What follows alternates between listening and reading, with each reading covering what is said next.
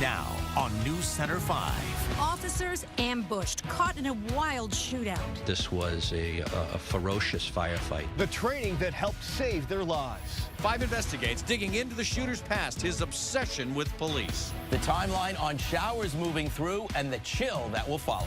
Digging deep, the effort to rescue 2 dogs trapped in an underground pipe. And the little guy coming up big in Lexington.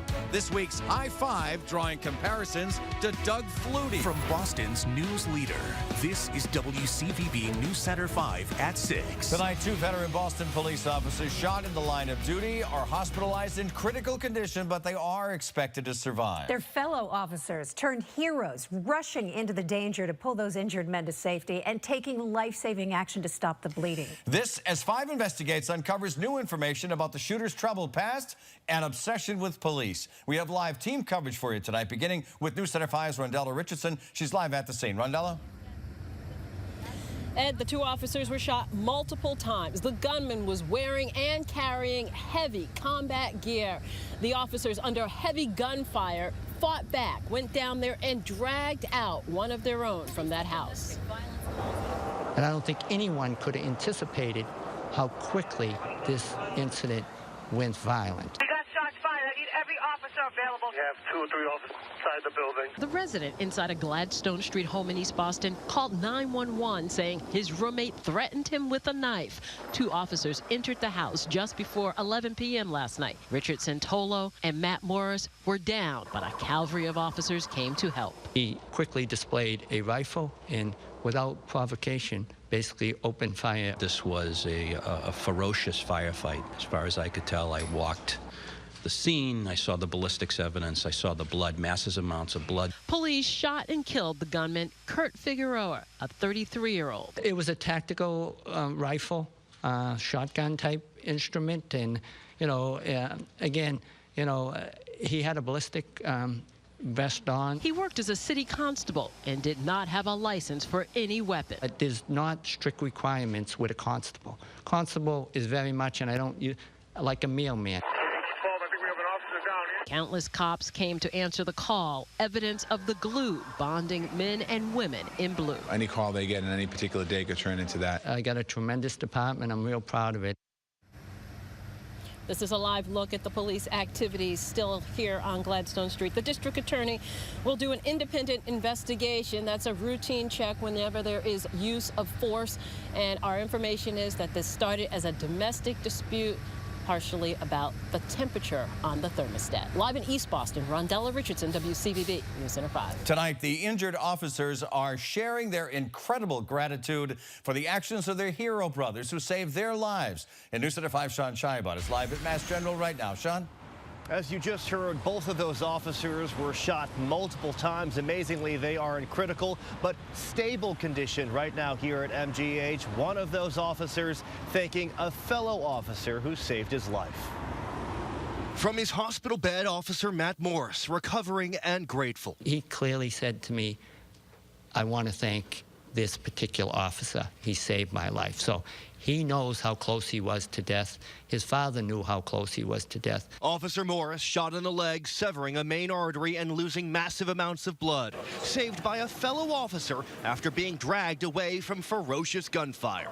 That fellow officer saved his life by putting his hand in the wound and rendered first aid right there at the scene. This officer was there to apply the pressure, to apply the tourniquet. Again, an artery was severed, and thank God we were able to save the officer. That officer had just been trained days before how to use that life-saving tourniquet. I'm just thankful, you know, that it looks like they're going to survive. Sources say Officer Santolo was shot as many as 3 or 4 times. Commissioner Evans and the mayor met with the officers and their families, relieved both are out of the woods, thanks to quick work by doctors and fellow brothers in blue. Once extremely critical, both now out of surgery and saved by blood transfusions. If it wasn't for the blood that both officers were giving quickly last night, I don't think both officers would have survived. And so that is why Boston police will pay it forward, planning a blood drive with the Red Cross. Live at Mass General, Sean Scheibot, WCVB News Center 5. 5 investigates taking a deep look into the suspect's background. He had an apparent obsession with police and security. And investigative reporter Karen Anderson found he had taken on several aliases and identities. Karen. Well, Heather, most recently he was calling himself Coco Zengo on social media. And 5 investigates also uncovered another alias that he took on during a trip to Africa 4 years ago, an experience that he posted about on an Islamic website. 33-year-old Kirk Figueroa killed in a firefight with Boston police. A man who's experienced criminal trouble in the past, but seemed obsessed with law enforcement and security. One sign of that, this vehicle, with the look of an unmarked police cruiser that was towed from the scene. On the side, it says Elite, the name of one of Figueroa's apparent security and bail companies he set up in Florida. Checking out those companies, 5 investigates found this job posting. Figueroa calling himself Muhammad Isa Al-Mahdi, offering police protection jobs for people interested in joining him to hunt down fugitives and bring them back to justice. And 5 investigates found this from October 2012. On a website guide for mosques, Muhammad Isa writing about his rebirth as a baby into the Nation of Islam after visiting an area of Ethiopia and a mosque in South Africa. The post saying his unique and blessed journey was prepared and guided by Allah. 7 years earlier, Figueroa found himself on a road filled with trouble, arrested in Georgia for impersonating a police officer. That case was dismissed, but trouble again came in 2010 when he pleaded guilty to arson. Documents obtained by 5 investigates showed that charge still kept him from obtaining a private investigator's license in Florida. His work history scattered in the years that followed, including a stint for about a week as a correction officer in West Virginia in 2014. Still a mystery why he came to Boston and how he obtained the tactical weapon that nearly killed 2 police officers. A mystery only deepened by the man with so many aliases. And under the name Coco Zengo, his most recent post was last night, just a few hours before the shooting. He shared a video of the First Lady campaigning against Donald Trump. And last month, he also posted about shootings involving police. We'll have more on that, new at 7. Karen Anderson, 5 investigates. All right, Karen, thank you. And we'll stay on top of this story, both on air and online. We have posted video and images from the scene on WCVB.com and our mobile apps. We have breaking news tonight. Former House Speaker Sal DeMacy could be getting out of prison early. The U.S. Bureau of Prisons is recommending a compassionate release. He's 71 years old. He's battling cancer. He's 5 years into an 8-year prison term for steering state contracts to a software firm in exchange for money. The early release recommendation will go to a judge for its approval. Commitment 2016 tonight, and Donald Trump today denying the latest allegations surfacing overnight of sexual assault and groping. He accused the media and the Clinton campaign of a massive conspiracy. But as Janet Wu reports, he claims he's not taking it personally. Janet? Well, Ed, Donald Trump told thousands of enthusiastic supporters in West Palm Beach today he is fighting their fight, that the media establishment is corrupt, and charges that he sexually assaulted anyone are, quote, pure fiction and vicious lies. Donald Trump confronted the latest accusations published in the New York Times, People magazine, and Palm Beach Post today. Women who accused him of groping or assaulting them as far back as 3 decades ago, as recently as 2005. The claims are preposterous, ludicrous, and defy truth, common sense, and logic. We already have substantial evidence to dispute these lies, and it will be made public in an appropriate way and at an appropriate time very soon. Anyone who challenges their control is deemed a sexist, a racist, a xenophobe, and morally deformed. They will slander you. They will seek to destroy your career and your family. They will seek to destroy everything about you, including your reputation. Trump called the lies hurtful and painful, but that he gladly takes the blows on behalf of his supporters. Nevertheless, I take all of these slings and arrows gladly for you. Now, Trump's problems don't end here. A report today showed the Republican National Committee has spent only $312,000 on behalf of Trump since the convention. 4 years ago, the RNC spent over $42 million on Mitt Romney's behalf by Election Day. Heather. All right, Janet, thank you. Hillary Clinton at a fundraiser in San Francisco today, but her campaign is responding to Trump with the help of First Lady Michelle Obama in New Hampshire. News Center 5's David Bienick continues our team coverage live from Manchester. Heather, good evening. Yes, Michelle Obama attacking Donald Trump today here at Southern New Hampshire University, even as some Trump allies try to use some of the First Lady's past comments to help him. At her first rally since the release of Donald Trump's 2005 comments about groping women, Michelle Obama dismissed Trump's explanation that it was nothing more than locker room talk. I can tell you that the men in my life do not talk about women like this, and I know that my family is not unusual. The First Lady went on to praise Hillary Clinton for her experience and her character. She is an outstanding mother. She has raised a phenomenal young woman. She is a loving, loyal wife. And number two, Michelle Obama. At the most recent debate, Trump called into question Clinton and Obama's friendship. I've gotten to see some of the most vicious commercials I've ever seen of Michelle Obama talking about you, Hillary. One of the things the online commercial, produced by a super PAC helping Trump, uses comments Michelle Obama made in 2008 during her husband's primary race against Clinton. is that if you can't run your own house, you certainly can't run the White House. Following the First Lady's speech, Clinton supporters said today any such tension is long gone. I think those were words spoken in haste, and probably she regrets them. I think that there's a tremendous amount of respect between both those women. Donald Trump also not giving up on winning New Hampshire's crucial 4 electoral votes. He plans to be in Portsmouth on Saturday. Live in Manchester, David Bienick, WCVB, News Center 5. Dozens of people sickened by shellfish from Wellfleet, the action that's now being taken. And also new at 6 tonight, the massive team effort to rescue 2 dogs trapped 65 feet into a giant pipe. Couple of showers moving through the Boston area, even as I speak. How long they will last, the temperature changes to follow, and how your weekend is looking. It's a big night. High Five back for its 32nd season. Lynchie's in Lexington with a young man who may remind you of another famous Boston quarterback. Your health tonight. State health officials closing shellfish beds in Wellfleet after dozens of people who ate raw shellfish became sick. There were reports of about 75 people with suspected norovirus in the past 2 days, mostly associated with eating raw shellfish at weddings or at restaurants in the outer Cape Cod area. Local businesses are recalling any affected shellfish harvested on or after September 26th. A couple of Boxford dogs are happy tonight after a tight squeeze earlier today. Take a look. Sky 5 was in the air over Spofford Road, where the dogs somehow got trapped about 60 feet into a drainage pipe that was buried underground. Police, fire, other rescue crews needed 4 hours of digging. Obviously, they look fine, right? Obviously, they needed all that time to dig. It finally reached the dogs, who were overjoyed, and they're running free again. Now, see the white dog? Yeah. There it is right there. See how dirty it was? This is Winston, the smaller of the 2 dogs. Filthy. He got out first. He and his friend Rosie are said to be doing fine. Look at this. I don't know who's happier, the people in the picture or the dogs in the picture. Fabulous. Isn't that great? I think the rescuers are feeling very happy after seeing those tails wagging. And the dogs are saying, okay, whatever happened, that was fun. Let's do it again. Great.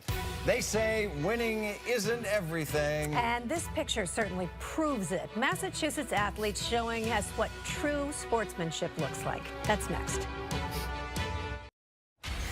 Take a look at this video. This is just in from East Boston. Quite a show of support for Boston police after 2 officers were shot in the line of duty. The officers are expected to recover. Police and community members holding a prayer vigil and a peace walk there tonight. This is new at 6, and it's true sportsmanship on display by some teenage boys in the western part of the state. Take a look at the picture. During a race yesterday in Munson, Holyoke runner Richard's son sprained his ankle. So Jimmy Napick of Westfield and Alex Lima of Munson stopped mid-race. They picked him up, and they carted him off 1.5 miles to the finish line. Wow. Son says he had to smile as the 3 of them crossed the finish line together with roughly the same time. Fabulous. Imagine how proud their parents are. Right, huh? And it's a proud day for all of us here at WCVB. 4 members of our extended News Center 5 family honored by the Massachusetts Broadcasters Association. New members of the Hall of Fame include former Chronicle host Peter Mahegan, still exploring those main streets and back roads, by the way. Paula Lyons, a groundbreaker in consumer reporting. Meteorologist Bob Copeland. And also honored today, News Center 5 videographer extraordinaire Stanley Foreman. He was among the recipients of the Pioneer Award, a first ever award for breaking news videography. Congratulations to all. So richly deserved. Do you suppose Peter drove the Chevy to the award ceremony today? I think if it's running, he would have. I think there's a question mark there. Good to see Bob Copeland, huh, Harvey? You look great. It was great, absolutely. Yeah. All of them really deserving that so much. I was there, and it was an honor to be there. We're looking at it. Not great to be on Bermuda today. No, this is Elbow Beach. Just look at this. I mean, that hurricane went right over the island. At one point, they had steady winds of 100 miles an hour with gusts to 128 miles per hour.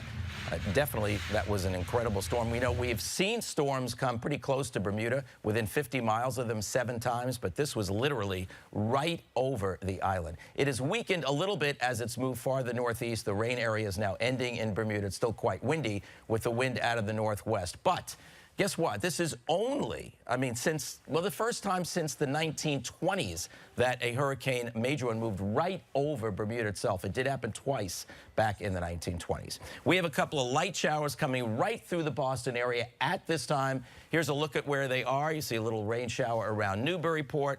The somewhat darker green is a steady light rain, enough to wet the ground, not much more than that. Andover has some light rain as well, and Lexington's involved, Waltham, Wilmington, and heading farther to the south, Medfield as well. Now, all of this is moving to the east, not going to last very long. The showers will be down towards southeastern Mass, around Plymouth, maybe the Cape Cod Canal by 8, and pretty much just around Chatham and exiting around 10. After that, the skies will clear, but there is a difference. Cooler air is going to come in, and you'll feel the difference by tomorrow morning as a much chillier high-pressure area takes over. It will be a bright, beautiful day tomorrow, but it will be cool. There you see Boston with clouds, a couple of breaks showing up, and a couple of raindrops as well. 68, still quite mild because the wind is out of the west-southwest. But look, it's already dropped to 52 in Pittsfield. So as that cold front comes through, the winds will pick up some out of the northwest, and this cooler air from Ottawa to Sault Ste. Marie will start to move in. These are your temperatures to start the day tomorrow. Chilly, as you can see, and we will not be the 70 that we had today in Boston. Instead, tomorrow, upper 50s to around 60 will be the highest temperature with that chillier northerly wind. Late tomorrow night, 3 a.m. till 9 a.m. on Saturday, a freeze watch in between the 128 and 495 belt. You want to protect the plants if you're in that area. And the Patriot game looks beautiful. Bright sunshine, light winds. It'll be the milder of the 2 weekend days, as temperatures should be in the 60s. Drought monitor index was updated because of the heavy rains in southeastern Mass and the Cape on Sunday. They're out of the extreme area. Still a significant drought, even considered moderate to severe. But the red area is unchanged north and west of Boston, where the rainfall amounts were helpful, but still only moderate amount of rainfall. There's your next 7 days. Pretty nice right through Sunday. Milder Sunday than Saturday, as I mentioned. And early next week, clouds come back and maybe a couple of showers. I don't see a big rain event, at least not at this time. Hope to see you next hour. I'm meteorologist Harvey Leonard. Now, here's Mike Lynch with SportsCenter 5, powered by Xfinity. Hi, everybody. Cincinnati Bengals have to deal with Tom Brady's home debut, plus a couple of tight ends that were a menace to the Browns last week. Now, Gronk is yet to get into the end zone this season. Martellus Bennett was there 3 times last week. And on his first touchdown reception, he tries to go into the Gronk mode. Now watch as he gets into the end zone. He lines up for a Gronk-like spike, but all of a sudden, it's like a bar of soap. It just flew out of his hand. So who better to rate and judge this attempted spike than the Gronk himself? It happens, but it's pretty funny that it slipped like that. But I got to give him credit to the wind-up. Did you see the wind-up he had? A+ there. Oh, form looked great. The picture looked great. I'm like, man, if they just hold this still, it looked great. Ball just slipped out my hand. I thought it was good, and it's just like, I don't know what happened, honestly. It's like trying to grip a pumpkin. I would have gone with bar of soap, but I'll buy pumpkin. All right, Bruins open their 93rd season tonight on the road in Columbus, Ohio with the Blue Jackets, and they do so without one of their studs, Patrice Bergeron. You know, training camps always get long towards the end, and even only being here for a week, it still kind of drags on. So very excited to get the season going. We feel very strongly about our team, and you know, obviously we've had some good changes. We've had some new faces coming into the team. All right, tonight we proudly kick off our 32nd year of High Five, and we begin by pulling off Route 2 into Lexington High School, a short distance from where the first shots of the Revolutionary War were fired nearly 2.5 centuries ago. Tonight's High Five is writing a bit of school history himself. The statue of Captain James Parker stands majestically at the apex of the Lexington Green, symbolic of the people who stood 10 feet tall at a minute's notice 240 years ago. Just a few blocks away, on a grassy field, another captain stands much taller than his 5'9", 160-pound frame, and always answers the call as well. Meet Sal Freelick of the Lexington High School Minutemen football team. Freelick has revolutionized the quarterback position for the undefeated Minutemen, running for 12 touchdowns, throwing for 14 more. Toss in 3 two-point conversions, and Sal has accounted for 162 of Lexington's 217 points through 5 games. What's the best part of your game? What do you think is your strength? Probably the run game. We run spread offense, so we're always moving fast, no huddle, so I think that the speed I have really helps. He's just a fantastic competitor, and that's what we ask him to do, to play every play with the competitive spirit that he brings at practice every day. And, you know, it makes us better as a team. It improves everybody around him. Sal is also a member of the Lexington hockey team, as well as the baseball team, and is already committed to play baseball at Boston College. Not bad for someone who's been told he's too small his entire life. Definitely, I've been told that numerous times, and it's just motivated me to get where I am today. Nothing he does surprises us because he's such a fantastic athlete. That, you know, he does a lot of things that you raise your eyebrows a little bit, but at the same time you let him go and make plays, and he's done a fantastic job of that all year. The more you watch Sal scramble, run, and throw, you can't help but think about another certain scintillating, scrambling quarterback who wore number 22. You ever seen him on tape? I have, yeah. Have you ever met him? Never. Well, you know, Flutie's going to watch this. You know, he lives down in Florida. I'm going to send him the tape, you know. So what would you like to say to Doug Flutie right now if he watches this tape? I was telling him I'm a big fan. You know, I like to do what he does. And I remember I watched an interview with him. All he said was he rolls out right, finds the open receiver. So that's exactly what I'm doing. Doug Flutie would be proud of Sal, who is only a junior. And it's easy to understand why his teammates elected him one of their captains this season, continuing a centuries-old Lexington tradition of leadership and commitment. We salute Sal Freelick of the Lexington High School Minutemen as this week's High Five!